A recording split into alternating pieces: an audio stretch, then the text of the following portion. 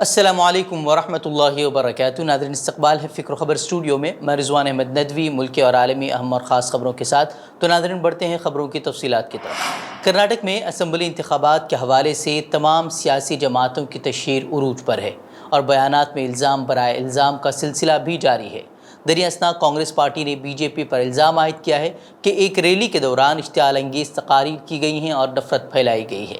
کانگریس لیڈران نے اس کے خلاف بنگلورو کے ہائی گراؤنڈ پولیس اسٹیشن میں امت شاہ اور بی جے پی کے خلاف شکایت درج کرائی ہے۔ کانگریس کا الزام ہے کہ بی جے پی نے مبینہ طور پر اشتعال انگیز بیانات دیے ہیں، دشمنی اور نفرت کو فروغ دیا ہے اور اپوزیشن کو بدنام کرنے کا کام کیا ہے۔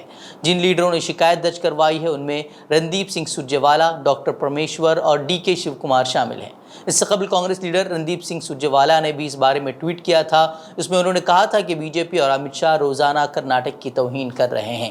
دراصل جے پی نڈا کا ایک بیان انہوں نے کوٹ کیا جس میں جے پی نڈا کا کہنا تھا کہ کنڈیگاز کو مودی کے آشیرواد کی ضرورت ہے۔ انہوں نے سوال کیا کہ کیا انہیں ریاست کو چلانے کے لیے ایک بھی کنڈیگا نہیں مل سکتا کہ اسے مودی کو سونپنا ہے۔ دراصل بارہا یہ دیکھا جا رہا ہے کہ بی جے پی کا ہر بڑا لیڈر ریاست میں ہونے والے کاموں پر نہیں بلکہ وزیر اعظم مودی کے نام پر ووٹ مانگتا ہوا نظر آ رہا ہے، جس پر گزشتہ دنوں کھرگے نے طنز کستے ہوئے پوچھا تھا کہ کیا وزیر اعظم مودی کو یہاں کا سی ایم بنایا جائے گا۔ وہیں کانگریس نے بی جے پی حکومت پر ریزرویشن کے معاملے پر بھی لوگوں کو دھوکہ دینے کا الزام عائد کیا ہے۔ کانگریس کا کہنا ہے کہ لنگایتوں کے ساتھ ساتھ وکلیگاؤں کو بھی ریزرویشن کے کوٹے میں کوئی اضافہ نہیں ملے گا جیسا کہ بی جے پی دعویٰ کر رہی ہے۔ وہیں ڈی کے شیو کمار نے کہا کہ بومبئی حکومت ریزرویشن کے کوٹے میں اضافے کا دفاع کرنے والا حلف نامہ پیش کرنے میں ہی ناکام رہی ہے۔ وہیں بی جے پی نے Lingayat, Vokkaliga, SC ST اور اقلیتی طبقات کے ساتھ دھوکہ کیا ہے، ان کی بے عزتی کی ہے، اس طرح کی بات جو ہے وہ کانگریس کہہ رہی ہے۔ سماجوادی پارٹی کے لیڈر اعظم خان اور ان کے قریبی دوستوں کی مشکلات کم ہونے کا نام نہیں لے رہی۔ اس دوران ایس پی لیڈر کو ایک اور بڑا جھٹکا لگا ہے۔ پولیس نے اعظم خان کے رامپور پبلک اسکول کو تسلیم کرنے والے بی ایس اے آفس میں تعینات بابو توفیق احمد کو اب گرفتار کر لیا ہے۔ ملزم کے خلاف جعلی دستاویزات کی بنیاد پر اسکول کو تسلیم کرنے کا الزام عائد کیا گیا ہے۔ ان دنوں توفیق مراد آباد کے بی ایس اے آفس میں تعینات ہیں۔ اعظم خان کا رامپور پبلک اسکول جوہر ٹرسٹ چلاتا ہے۔ اس جوہر ٹرسٹ کے چیئرمین اعظم خان ہی ہیں۔ ان کے اسکول کو جعلی دستاویزات تیار کر کے تسلیم کیا گیا تھا، اس طرح کا الزام جو ہے وہ اس پر لگایا گیا تھا۔ وہیں اعظم خان، ان کی اہلیہ تزین فاطمہ اور بی ایس اے بابو توفیق احمد معاملے میں ملزم بنائے گئے تھے۔ اعظم اور ان کی اہلیہ کو تو اس معاملے میں پہلے ہی ضمانت مل چکی ہے، لیکن اب کوتوالی پولیس نے اس معاملے میں ملزم بابو توفیق احمد کو گرفتار کیا ہے۔ بتا دیں کہ اس سے قبل یوگی حکومت نے رامپور پبلک اسکول کی عمارت کی لیز کو بھی مسترد کر دیا تھا اور اسے قبضے سے آزاد کرانے کی ہدایت دی تھی۔ خیال ہے کہ اشتعال انگیز تقریر کیس میں 3 سال کی سزا پانے کے بعد اعظم خان کی اسمبلی رکنیت پہلے ہی چلی گئی ہے۔ اس کے علاوہ اعظم اور ان کے خاندان کے خلاف کئی مقدمات بھی چل رہے ہیں جو کہ یوگی حکومت کے آنے کے بعد اب معمولی باتوں پر ان پر جو ہے 100 سے زائد ان پر مقدمات درج کیے گئے تھے اور کہا جاتا ہے کہ یہ تمام جو مقدمات لگائے گئے ہیں وہ صرف اور صرف جو ہے یوگی حکومت انہیں انتقامی کارروائی کے طور پر ان کو ہراساں کرنے کے لیے ان پر مقدمات اس طرح سے لگا کر ان کے خلاف کارروائی کر رہی ہے۔ راہل گاندھی کے خلاف مودی سر نے معاملے میں سنائی گئی سزا پر روک کا مطالبہ کرنے والی عرضی گجرات ہائی کورٹ میں داخل کی گئی ہے۔ وہیں راہل گاندھی کے وکیل نے فوری سماعت کی اپیل کرتے ہوئے 29 اپریل کی تاریخ طے کرنے کا عدالت سے مطالبہ کیا تھا، لیکن جسٹس گیتا گوپی نے بغیر وجہ بتائے اس معاملے کی سماعت سے خود کو الگ کر لیا ہے۔ انہوں نے سماعت نہ کرنے کا اعلان کرتے ہوئے کہا کہ اسے دوسری بینچ کے سامنے لسٹ کیا جائے، وہ اس پر سماعت نہیں کریں گی۔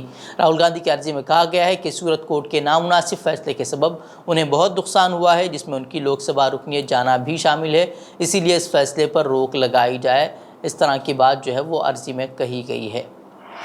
وہیں بھارت نے آپریشن کاویری کے تحت اب تک بحریہ کے جہازوں اور فضائیہ کے طیاروں کے ذریعے تشدد سے متاثرہ سوڈان سے تقریباً 1100 شہریوں کو نکال لیا ہے۔ بھارتی فضائیہ کا ایک C-130J طیارہ 128 بھارتیوں کو لے کر جدہ پہنچا، جبکہ ایک اور طیارہ بندرگاہ سے 297 مسافروں کو لے کر روانہ ہوا، جس میں بھارتیوں کا چھٹا قافلہ بھی شامل تھا۔ وہیں آپریشن کاویری کے تحت سوڈان سے نکالے جانے والے ہندوستانیوں کا یہ چھٹا بیچ ہے۔ اس کے بعد سوڈان سے اب تک مجموعی طور پر 1100 افراد کو نکالا جا چکا ہے۔ وہیں سوڈان میں جاری جنگ کے درمیان اب 72 گھنٹے کی جنگ بندی پر اتفاق ہونے کے بعد بھارت نے سوڈان سے بھارتیوں کو نکالنے کے لیے اپنی کوششیں تیز کر دی تھیں۔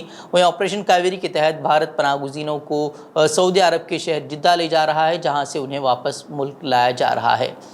وہیں پٹنہ ہائی کورٹ نے ضابطۂ اخلاق کی خلاف ورزی کے معاملے میں AIMIM کے قومی صدر اور رکن پارلیمان اسد الدین اویسی کو بڑی راحت دی ہے۔ ہائی کورٹ نے نچلی عدالت میں جاری کارروائی پر روک لگا دی ہے۔ اس کے ساتھ ہی عدالت نے ریاستی حکومت کو جوابی حلفنامہ داخل کرنے کا بھی حکم دیا ہے۔ جسٹس راجیو رائے نے رکن پارلیمان اسد الدین اویسی کی عرضی پر سماعت کے بعد نچلی عدالت کی کارروائی پر روک لگا دی ہے۔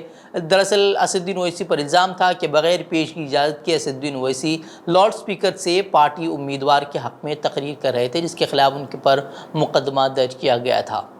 امیش پال قتل معاملے میں عتیق احمد اور ان کے بھائی کے قتل کے بعد اور ان کے ایک بیٹے کے قتل کے بعد ان کے ایک اور بڑے بیٹے کو اب اس معاملے میں ملزم بنایا گیا ہے۔ اس طرح امیش پال قتل کیس میں عتیق احمد کے ساتھ ان کی اہلیہ شائستہ پروین، بیٹے اسد علی اور اب عمر بھی ملزم بنائے جا چکے ہیں۔ عمر پر بلڈر کو اغوا کر کے جیل لے جانے، مار پیٹ اور دھمکیاں دینے کا ان پر الزام عائد کیا گیا ہے۔ وہیں CBI نے ان کے خلاف مقدمہ درج کرنے کے ساتھ ساتھ ان پر 2 لاکھ روپے کے انعام کا بھی اعلان کیا تھا۔ بعد میں عمر نے خود سپردگی کر دی تھی اور وہ اب لکھنؤ جیل میں بند ہیں۔ وہ اب بتایا جا رہا ہے کہ پولیس کی جانب سے تحریری کارروائی بھی کی جا رہی ہے۔ اب یہ بھی کہا جا رہا ہے کہ اب پولیس عمر کے خلاف بھی سخت کارروائی کر سکتی ہے۔ وہیں پولیس کی تحریر میں عمر پر جیل کے اندر سے سازش رچنے کا الزام عائد کیا گیا ہے۔ اسی طرح عتیق احمد کے تینوں بیٹے امیش پال قتل کیس کے ملزم بن گئے ہیں۔ وہ مرحوم عتیق احمد کے وکیل کو بھی ان کو بھی عدالت میں پیش کیا گیا ہے اور انہیں امیش پال اغوا معاملے میں عمر قید کی سزا سنائی گئی ہے۔ خان سہولت حنیف کو کمرے عدالت سے ہی جیل بھیج دیا گیا۔ پولیس نے وکیل پر امیش پال اور 2 کانسٹیبل کے قتل کا بھی الزام عائد کیا ہے۔ پولیس کا دعویٰ ہے کہ وکیل قتل کیس سے جڑے کئی راز کھول سکتے ہیں۔ اس کے لیے پولیس وکیل کو ریمانڈ پر لے کر پوچھ گچھ بھی کرنا چاہتی ہے۔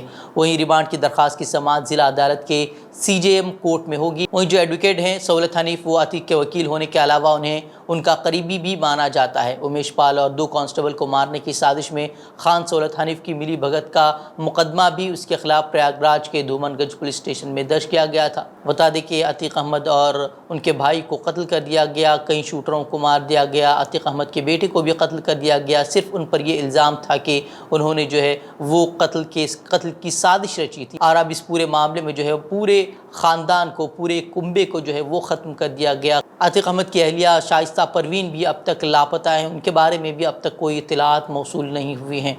اور دہرادون کے ایک مشہور اسکول میں توڑ پھوڑ کی گئی ہے، کھڑکیوں کے شیشے توڑے گئے ہیں، فرنیچر کو نقصان پہنچایا گیا ہے، صرف اس وجہ سے کہ وہاں عید کا پروگرام منعقد کیا گیا تھا جس میں طلباء نے وہ جوش و خروش سے حصہ بھی لیا۔ بتایا گیا ہے کہ طلباء ہندو اور عیسائی تہوار بھی وہاں یکساں جوش و خروش سے مناتے ہیں۔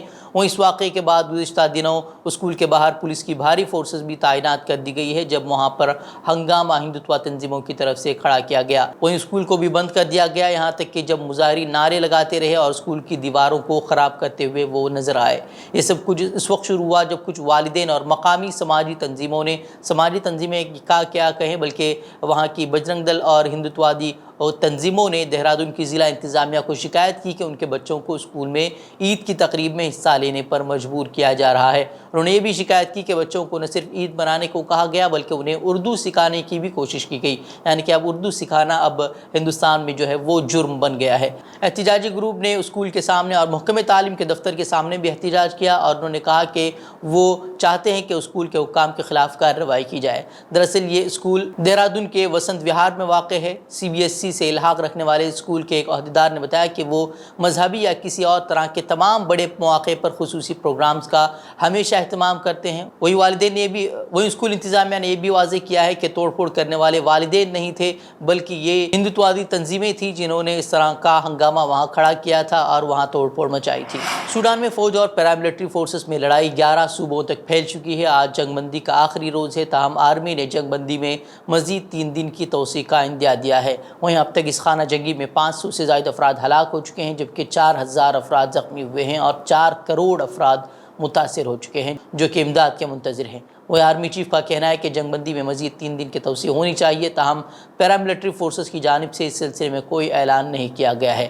وہیں مصر میں 10,000، چاڈ میں 20,000 اور ایتھوپیا میں 5,000 سے زیادہ لوگ جو ہے وہ نقل مکانی کر چکے ہیں۔ وہیں سعودی عرب کی جانب سے غیر ملکی افراد کا انخلا بھی جاری ہے۔ ادرے کے فوج اور نیم فوجی دستوں کے درمیان لڑائی شروع ہونے کے بعد وہ جیل بھی اس لپیٹ میں آ گئی تھی جہاں سوڈان کے معزول صدر عمر البشیر کو رکھا گیا تھا۔ وہی لڑائی شروع ہونے کے بعد معزول صدر کو خرطوم کے ایک فوجی اسپتال میں رکھا گیا ہے۔ سعودی عرب میں ایئرپورٹ انتظامیہ نے عمرہ زائرین کے لیے آب زمزم لے جانے کی نئی ہدایت جاری کر دی ہے۔ ایئرپورٹ انتظامیہ نے اپنی ویب سائٹ پر کہا ہے کہ مملکت سے واپسی پر عمرہ زائرین کو آب زمزم لے جانے کے لیے مقرر شرائط کے مطابق صرف ایک 5 لیٹر والا بوتل لے جانے کی اجازت ہوگی۔ انتظامیہ کا کہنا ہے کہ ایئرپورٹ پر دستیاب آب زمزم جو کہ مخصوص پیکنگ فراہم کیا جاتا ہے، اس کے علاوہ کوئی اور کین نہ لیا جائے۔ ادرے کے جدہ کے نئے شاہ عبدالعزیز ایئرپورٹ پر جو فضائی کمپنیاں کام کرتی ہیں انہیں سول ایویشن کی جانب سے ہدایت جاری کی جاتی ہیں جن پر پابندی کرنا ضروری ہوتا ہے۔ بتا دیں کہ بعض افراد ایسے ہوتے ہیں جو اپنے سامان میں آب زمزم کی بوتلیں رکھ کر لے جاتے ہیں، جس کی وجہ سے انہیں ایئرپورٹ پر دشواری کا سامنا کرنا پڑتا ہے، جس کے بعد اب یہ رہنما ہدایات جو ہے وہ جاری کر دی گئی ہیں۔ وہیں ترکیہ کے صدر رجب طیب اردوغان نے عوام دوست اقدام اٹھاتے ہوئے گیس مفت فراہم کرنے کا اعلان کر دیا ہے۔ وہیں ترک صدر نے گھریلو صارفین کے لیے مفت گیس فراہمی کا اعلان کر کے عوام کے دل جیت لیے ہیں۔ وہیں گھریلو صارفین کو 1 سال تک مفت گیس فراہم کی جائے گی۔ ترک میڈیا کے مطابق گھریلو صارفین کو 1 سال تک ماہانہ 25 کیوبک میٹر گیس مفت ملے گی۔ وہیں ترک صدر رجب طیب اردوغان نے بحیرہ اسود کے گیس ذخائر سے پیداوار شروع ہونے کا بھی اعلان کر دیا ہے، جن ذخائر سے جو ہے وہ ملک کی سالانہ ضرورت کا 30% وہ پورا ہو جائے گا۔ چینی صدر شی جن پنگ نے روس یوکرین جنگ کے آغاز کے بعد پہلی بار یوکرین کے صدر ولادیمیر زیلنسکی سے ٹیلی فونک بات چیت کی ہے، جس کے ساتھ یوکرین کا دیرینہ مطالبہ بھی اب پورا ہوا ہے، جو کہ کئی ماہ سے چین سے جنگ میں ثالثی اور مذاکرات کے لیے کردار ادا کرنے کا مطالبہ کرتا رہا ہے۔ یوکرین کے صدر نے مذاکرات کی اہمیت اور روس کے قریبی ساتھی چین کے ساتھ تعلقات میں اضافے کے لیے فوری طور پر کابینہ کے سابق رکن کا نام چین میں یوکرین کے سفیر کے طور پر تجویز کر دیا ہے۔